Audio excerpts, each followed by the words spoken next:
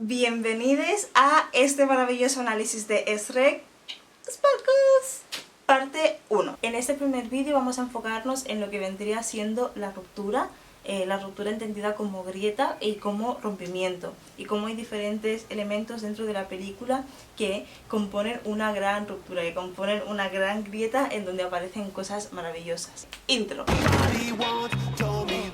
Cuando me refiero a ruptura, me refiero a cómo dentro de la película hay todo un juego en donde casi siempre se nos van rompiendo las expectativas sobre aquello que creemos que va a pasar. Un ejemplo de ruptura lo tenemos justo al inicio de la película, que empieza con el cuento y va como pasando las páginas y una voz narrativa nos va como explicando la historia, ¿no? ¿Qué es lo que pasa? Que esta historia es un cuento de hadas, o sea, la historia hegemónica categóricamente en plan historia. Entonces, ¿qué sucede? Que vamos como avanzando en la historia, la voz sigue avanzando, ya estamos como casi dentro de esa historia que siempre nos han contado, pero que es como que seguimos escuchándola una y otra vez, ¿verdad? Y de repente algo nos lo rompe, o sea, literalmente recoge y dice, sí, esta historia, pues mira, me la cargo. Y literalmente arranca la página del libro, y no solo eso, sino que utiliza la página como papel de váter, ¿no? Justo ya al inicio hay como muchas rupturas, no solamente es romper físicamente el libro, el cuento, el objeto que amplifica la narrativa, sino que además esta ruptura o este impacto también nos rompe como espectador, porque seguimos esperando como esa historia cómoda y de repente vemos que no, que ya se nos dice, mira, esto no va a ser así, pero también yo creo que desde una parte acercando la película a un terreno como más a la vida real, o sea, pues a lo que podríamos aplicar en la realidad, también hay como una parte social que se nos rompe porque es como un efecto Pigmalión mal, o sea, digamos que las creencias, estereotipos, hábitos, lo que sea que hemos como aplicado a este tipo de narrativa, también se rompen. ¿Y qué pasa con los pedazos? Quiero decir, vale, hemos roto la narrativa, de repente se ha roto la página, se ha roto lo que esperábamos como espectadores, se ha roto todo. Y ahí han quedado pedazos, ¿no?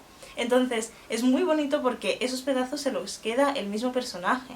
El mismo personaje recoge o se reapropia de eso y dice, pues mira, voy a hacer algo totalmente distinto. No es solo que se queden los pedazos al aire y de repente quede como cierto vacío, sino que el propio hilo narrativo continúa de una forma mucho más flexible e integrando dentro de su historia otras cosas, otros personajes, otras movidas.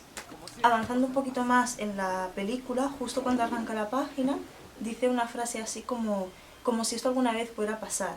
Lo estoy traduciendo como directamente del inglés y no estoy segura de si sería exactamente así, pero dice algo más o menos así, o ¿quién se va a poder creer esto? Algo por el estilo. Y esto lo que nos demuestra es que hay cierto tipo de creaciones de historias que están pensadas para que las vivan cierto tipo de personajes y por lo tanto aplicar un rol o reforzar un rol y cierto estereotipo en X patrón o perfil en concreto. Entonces el mismo Shrek sabe que él por sus tipos de características o por cómo se lo asocia, dice, baby, o sea, esto a lo mejor puede pasar, pero como si esto realmente me fuera a pasar a mí. O sea, estoy leyendo esta historia y no me siento identificado. Eso yo creo que es lo que denota esta frase. Es una princesa, yo soy... ¿un ogro? Sí, un ogro. Bien, el tema de las referencias. Dentro de la película podemos encontrar mil y una referencias. O sea, por ejemplo, cuando plantan a Blancanieves encima de la mesa, y del cuento tenemos una imagen y de repente en Shrek te sueltan, quita a la niña muerta de encima de la mesa. ¡Ah, no! A la vieja muerta me la bajan de la mesa. ¿Dónde vamos a ponerla? O cuando a Pinocho se refieren a él como el niño maldito o algo por el estilo. 5 chelines por el juguete poseído. Llévenselo. Pero yo me preguntaba, hostia, ¿por qué tantas referencias? Y realmente no he encontrado el significado, simplemente sé que me encanta conectarlas y que me encanta como identificarlas, ¿no? Y también pensaba que me gusta mucho relacionar las referencias con captar la referencia y captar de alguna forma el origen de dónde viene y ver como el pequeño hilo, ¿no? Y cómo de alguna forma ese pequeño hilo es conocimiento diluido. O sea, sabes que está ahí, pero tienes como que deshacerte un poco y transformarlo para poder acabar entendiendo otra cosa que a lo mejor venía del inicio, pero no tiene nada que ver. No sé si se me entiende, pero a mí como que me alucina. Es una hipertextualidad como muy bonita porque conecta con una cosa pero se nos rompe y de repente de ese cuento infantil que creíamos que era así, que los personajes eran así, la película nos dice, mira, pues a lo mejor no son así. O sea, es totalmente lo contrario. Y vale, tú sabías ese cuento, pero yo te estoy contando otra cosa. Así que de alguna forma diluye ese conocimiento y llévalo a otro lado.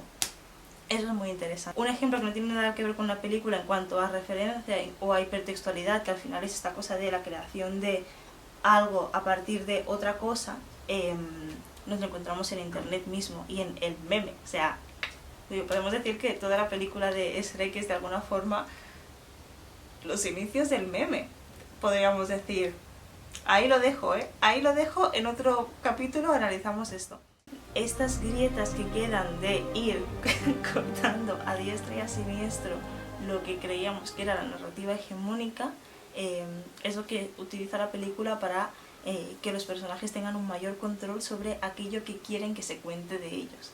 Un primer ejemplo lo tendríamos en Shrek, o sea, en Shrek, no en la película. O sea, cuando están los campesinos, que se va preparando y los campesinos están ahí en plan súper en serio y él sabe qué rol está jugando, sabe que interpreta un papel y le encanta interpretar ese papel, o sea, se siente súper cómodo controlando cómo quiere que los demás piensen sobre él, que eso es muy interesante, la verdad. Vamos, Pero, espera, ¿sabes lo que esa cosa podría hacerte? Sí. Si te pisa, te dejará como calcomanía. Sí, en realidad, eso haría un gigante. Los ogros son mucho peor. Y es verdad que aquí ya entraríamos en si sabe o se ve llevado a saberlo, o sea, si se ve en parte casi como obligado a interpretar ese papel, pero en cualquier caso encontramos que él tiene cierta comodidad en interpretar ese papel. Otro ejemplo lo tendríamos en cómo hay movimientos de cámara que nos dejan o no nos dejan ver cosas, como por ejemplo cuando en la escena final se están besando y aparta la cámara. Sí que es verdad que aquí también entra un tema de privacidad que juega un papel súper importante dentro de la película. ¿Qué tengo que hacer para poder conservar mi privacidad? Pero al final también el personaje de alguna forma aparta la cámara y como espectadores nos dice, mira, es que no, este beso no te lo dejo ver. Bien, si analizamos la raíz etimológica de agri, nos damos cuenta que en inglés encontramos un significado parecido a ser temido. Entonces vemos como si indagamos hay una relación muy estrecha entre lo feo y aquello que tememos. Digamos que hay como una estética de la sospecha que impera en toda esta estética que no vendría a ser justamente la estética del canon, de alguna forma. Esto en la película se nos muestra súper claro cuando Shrek dice cosas como, por ejemplo, El mundo es el que parece tener problemas conmigo.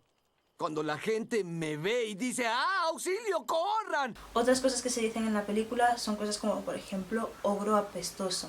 Y nos encontramos que si analizamos la raíz etimológica de feo en español, acabamos encontrando que podría derivar de foedus, si no me equivoco, y que foedus podría venir como de apestoso, feo, relacionado literalmente con el tema del olfato, ¿no? Entonces ahí también vemos cómo lo feo no solamente significa feo, sino que también se relaciona con el tema del olor.